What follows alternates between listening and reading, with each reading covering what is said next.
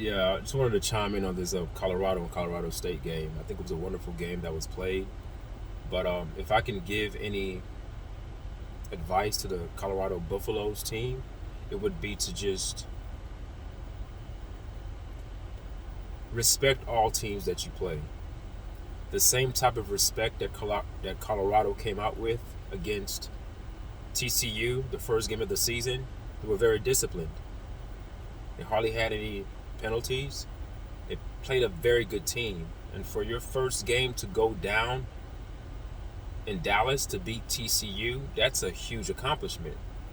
Fast forward to 2 games later, and they're playing against Colorado State. It seems as if I feel, and correct me if I'm wrong, I feel as if the Colorado Buffaloes are simply letting the success get to their heads a little bit. Why do I say this? I say this on so many layers. The first layer is from the coaching perspective. The offensive coordinator did not plan for Colorado State at all. In terms of the offensive side of the ball, he just felt that Colorado's talent alone would be enough. He did not look at the strong points of what Colorado State has to offer, and he did not put any new wrinkles into the scheme of Colorado to counter anything that Colorado State does. That's what great coaches do. You don't stick to your game plan. The game plan switches from game to game depending upon the opponent that you're playing. Now, in Colorado's defense, they didn't have a bye week, so they had to jump from one week to the next. On the other hand, Colorado State did have a bye week. Colorado State's bye week, they used that bye week to actually plan and scheme against the defense of Colorado. So you can see that the game plan from the offensive side of the ball for Colorado was not good. And that, to me, speaks to arrogance. It speaks to overconfidence. And it speaks to coaches starting to believe the hype too much. I'm glad that the game went the way it did. I think that Colorado State has humbled Colorado. The only bad thing about that game is Travis Hunter going down. I feel like his loss is going to be very crucial to the outcome of the game against Oregon and USC because, if I'm not mistaken, I'm hearing that he's going to be out a couple of weeks. And I think those games are back to back, if I'm not mistaken. I think they play at Oregon. They play at Oregon, and I think USC comes to Colorado.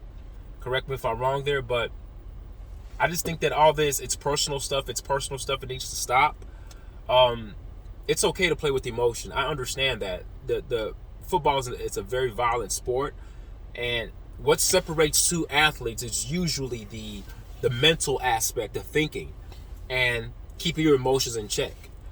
Most Division I athletes are athletic. Then you do have some that are cut above the rest, like a Travis Hunter. You do have some that are just way above the rest athletically. But for the most part, everyone's pretty much in the same boat.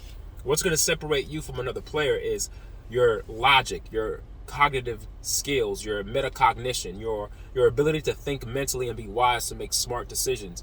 Because when you are overburdened with emotion, what happens is that the emotional aspects overtakes the logical part. Everything needs to be balanced. What I call everything needs to be in harmony. And when things are not in harmony, you're going to have a problem. And I think that's what happened to Colorado. They got overly emotional. I don't think Colorado State was emotional. I think they were trying to send a message to Colorado to let them know that they're not going to be pushovers. They came into that game knowing that they were going to lose. But I think after the first 2 quarters, they were like, hold on here. I think we have a chance to beat this team. They were playing with house money. Nobody on earth thought that Colorado State had a chance. As a matter of fact, they were 21-point underdogs. So imagine that. Colorado, their first game of the season against TCU, were 21-point dogs. And they won. Why? Because they were disciplined. They respected their opponent. I don't believe that Colorado Buffaloes respected Colorado State, and that's why they almost lost that game. Prime has to do a better job of keeping his players in check. Don't go to the media talking this personal stuff. If Coach said that, just kill it. Don't even give it any. Don't give the statement that the coach for Colorado State made any fuel to fire it up. Now you have your kids out there committing penalties too. Now, don't get me wrong. Colorado State had way more penalties than Colorado. But like I said, Colorado State was playing with house money, had nothing to lose. And I believe that the coach for Colorado State, he endorsed to condone those dirty plays. If he did not, he would have kicked out the player that hit Travis Hunter in the upper respiratory area or the lower respiratory area, around the lung area. I think that he would have sat him down for a couple of plays at least. He did not do that. The worst hit to me that could have been much more catastrophic than what Travis Hunter went through. Travis Hunter's is bad because Travis Hunter didn't see the hit coming. So he wasn't able to brace himself for that blow. What happened to Shedeur was worse. It could have been worse because not only did he target, I think the guy's name is Kamar. I don't know his last name, but the defensive end for Colorado State. Not only does he target Shedeur, which can cause Shedeur to be concussed, he wrapped Shedeur, where Shedeur can't even use his hand to brace himself, and then he leans and piles him to the ground. That's two penalties. That's two penalties right there. Those are two destructive plays back to back within the same action. So people are so focused on the targeting. That was one. Him not giving Shedeur an ability to land was two. How many times have we seen quarterbacks dislocate shoulders because the defensive end piles them to the ground? So Shedeur must really be taking advice from Brady on how to fall. Because Brady is a master at that. He's mastered the art of knowing how to fall down without getting hurt. Because Shedeur could have been out. Colorado could have been easily looking at a game against Oregon without their two star players. Shedeur would have been out with an injury, and Travis Hunter would have been out with an injury. Colorado State came to do that. I really believe that they were told to do that. Now, I don't have the evidence to validate that, but the only evidence that I have is that the coach did not discipline his players for that. Yeah, he talked about it during halftime about they got to be smarter, but he's telling them to do that. As a matter of fact, you can see after the game, he hugs Kamara, defensive end. I don't know his last name. He hugs the defensive end, the one that committed the penalty that got ejected from the game. He embraced him. Most coaches are having a stern conversation with their player. He didn't have a stern conversation with him. He almost embraced him to say, "Good job. You did exactly what I told you to do." So going forward, I think Colorado, this game was very good for them. I'm glad they won, but I'm glad that they were humbled. I think they were humbled.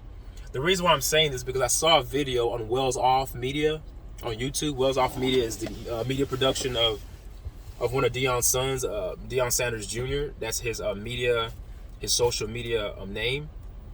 He has a YouTube following, and he keeps track, like documents all the events of Colorado, their practices, behind the scenes stuff. And the reason why I'm making this video, not too much, don't even make videos about sports, but I just felt like I had to say this, is because when I saw the video that he made prior to the game, about 6 hours before the game, you had a mass of people talking about how Colorado was going to blow out Colorado State. You had a lot of people saying it's not going to be close. You had just overconfidence. I feel like you cannot have that in a game of football. Because whenever you have a team that has nothing to lose, which is Colorado State, they're usually going to be more focused because they're not playing on an emotional high. You're playing on an emotional high because you're playing at home, Colorado. And you have all these rappers, these athletes, these superstars, these celebrities coming to your game, these rappers, and then you feel as a need to show out, show off. That's not what got you guys here. Remember, it's the mentality you guys had at the beginning of the year was us against the world. Okay? Keep that energy as being the target of the world. You are no longer the hunter, Colorado. You are now the hunted. You're going to get the best team's effort every day. You know why? Because everywhere, every social media outlet, every sports outlet is talking about your team. You cannot turn on the television without hearing about Colorado Buffaloes and in the fashion that they're winning. Shedeur doing what he does. So to me, I would have given Colorado a good chance to beat Oregon, but without Travis Hunter there, I don't know. And I don't think that Travis Hunter not being there is an automatic L for Colorado. I'm not saying that at all. But what I am saying, it makes it harder when you're playing against an elite team that has talent all across the board. Okay, so that's what I want you guys to focus on. Just Colorado, just stop this personal stuff. We're gonna do this. Like, stop all that. Get back to playing football. Get back to the X's and O's. Go back to the fundamentals. You guys are not like that. I understand that it's good to play with a degree of emotion, but I think that before the game, it was just too much adrenaline on the part of Colorado. I don't think that they were ready for the moment, but you could be too ready sometimes, and you could overexert yourself and find yourself behind the eight ball, so to speak, as they were. They were down early, and it looked like the game would have been over. Like, it looked like they were going to lose. I'll be honest with you. I watched the game. I'm like, wow, you beat TCU, you beat Nebraska. You're going to lose to Colorado State, really? But that's what happens when you start to feel yourself. You start to get a little bit overconfident in your abilities, and you start to think that, hey, we're going to just go out here and just blow out everybody or beat everybody. Remember, the word was, a lot of people, Colorado State will get blown out. The Deion Sanders team are going to take their frustrations out on Coach Norvell for the comments that he made. I mean, we can put fuel on any fire, folks. The comment he made wasn't disrespectful. He just said something, and he knew that the media was going to bite it, and like hook, line, and sinker, Deion felt for it. He took it to his team, but Deion has to be careful too. I mean, he's not infallible. You know, he's not inerrant. He's a man like anybody else, and he's capable of making errors too. I think that if he can look back at it, he would tell his team. He wouldn't even send that kind of message to his team about it's personal. Just play the damn game. Nothing's personal. Let people talk. Focus on what's going on in your locker room, and you can use anything to motivate your guys. But this is personal stuff. Don't do that. Just say we're playing against a team that we're supposed to beat. Let's go out and execute. Again, the issues that I had with this game, and I recap. I don't think that the offensive coordinator studied. He didn't. The offensive coordinator for Colorado is much better than that. And I don't think he had a good game plan. As you can see, toward the end of the game, they just gave the ball to Shedeur and said, do whatever you want. Shedeur won that game by himself. No thanks to his offensive coordinator. He won that game by himself. The defense was... I don't think the defense was horrible. Again, the defense as well, I think that they didn't prepare either. See, that's where I tell people sometimes that coaching does matter. Yeah, it's good to have talent, but you have to have coaches that will put you in the right places at the right time to actually be successful. These guys kept running underneath routes the whole game. That's why the Horton, for the receiver for Colorado State, caught like 16, 17 balls. That's ridiculous. And even though Colorado knew what was going to happen, they could not stop it because they were not prepared for that attack. But I'm glad that Colorado won the game. Now they can go into the next game. Now, believe me, Oregon is going to look at that tape and say, we have a better quarterback than Colorado State. We have better receivers than Colorado State. And Colorado State was able to do that against Colorado. We can do the same thing. So, if the Colorado Buffaloes defensive coordinator is smart, he will make sure he sets up his defense to stop things like that. You cannot allow teams to march up down the field 12, 13, 14 play drives. What that does, it keeps your defense on the field too long. They're worn out. A defense is that's already compromised as is. That kind of defense needs to get off the field as quickly as possible. The longer you keep them out there, the more problems that you're going to have. And that's with any football team, even NFL teams. If you keep the defense on the football field too long, it becomes problematic for everybody. Okay, so Colorado, please, humble yourself. And if you don't want to humble yourself, Colorado State humbled you. You almost lost to Colorado State, a team that you were favored to win by. Not because they're better than you, but because you did not prepare, you did not respect them, your coaches did not prepare for them.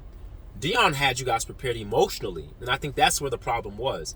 Deion had his team emotionally riled up, which is good, but you have to have the coaches prepare you logically to match the emotion so everything is in harmony. You cannot have your emotion up here and then the execution down here. Now, I'm not saying that Colorado had poor execution. I mean that the game plan was poor. They executed the game plan, but the game plan was just not sufficient. It just wasn't good enough to get the job done. It wasn't until the end they were like, to hell with it. Throw out the playbook. Stop running the ball, because they could not run the ball at all. So Colorado has to figure out a way to block, to scheme blocking schemes to actually open up those fast running backs. There's no way. I know that they're saying the offensive line is compromised, but the offensive line is decent enough. You have to have a running game. You can't expect Shedeur to pass the ball 50, 60 times a game. That's not a recipe for success. Because then what happens if the passing game is shut down? Then what? You have to be able to run the ball to keep the defense honest to a certain degree. So yeah, do not be overconfident, Colorado. Humble yourself, and if you cannot humble yourself, Colorado State did it for you. Prepare for every team as if every team was TSU. Go back to your first love. Go back to the first impression is what you have to live off of. Forget all this other stuff. Do not turn on social media listening to all the hype. You are always going to be the underdog. But it's funny because there are going to be some games where you're going to be favored. You're never favored right now. This is your first season with Coach Prime. Right now, what you guys are doing is not supposed to be happening. You guys are not supposed to be reeling off wins like this. Remember, the team only won one game last year. And yes, we understand that over 80 players came in through the portal, but it's still not an easy thing in terms of chemistry-wise to get all kids to buy in. And it's to build a team that's actually a threat to get into the playoffs or even a threat to win the national championship. Now, I'm not going to go that far. I don't think they're anywhere close to that. Teams like Georgia and teams like Florida State will destroy Colorado right now because the defensive line and the offensive line for Colorado are just not on that level just yet. They'll get there sooner or later, but right now I don't believe that they are.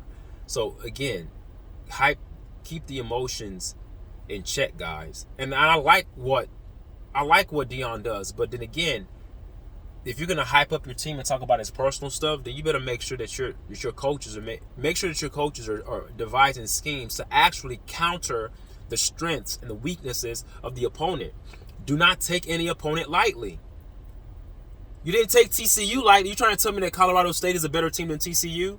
No, TCU is a better team than Colorado State, but you beat TCU. Are you telling me that Nebraska? Are you telling me that Colorado State is a better team than Nebraska? No.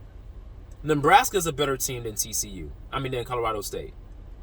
So how do you come play Colorado State and almost lose? You know why? Here, you didn't have this. Your coaches didn't prepare the team. I put that on the coaches. All the credit goes to Shedeur and the players that played the game. The interception by by Shiloh Sanders, the pick six, the incredible play from Harrison, the tight end, and Shedeur's play. That's what won the game, not the coaches. Deion did what he had to do to motivate his team, but the coaches did not put the players in the right position. So the coaches take an L on this one, the offensive coordinator and the defensive coordinator. And please, guys, be balanced, live in harmony. Stop this rah stuff. It's emotional, and jumping up and down. You're not at a place where you're going to think that you're going to walk into team stadiums or even into your own stadium and blow out teams. Remember, you are no longer the hunter. You are the hunted. People are coming after you with their best effort. So you have to humble yourself. And you can be beat any night, even by teams that you're supposed to blow out, because teams are going to play their best against you. And guess what? Coaches, defensive coaches, special team coaches, offensive line coaches, offensive coordinators, everyone is going to be on their A game against you. They're going to study tape and see you guys' tendencies. So I need you guys to take the same energy of an underdog and study your opponent and stop this walking around crap about, I'm going to make it personal. I'm going to do the Shedeur. That's how you become mediocre immediately. Keep the focus, folks. Stop the nonsense. You hear me? Please.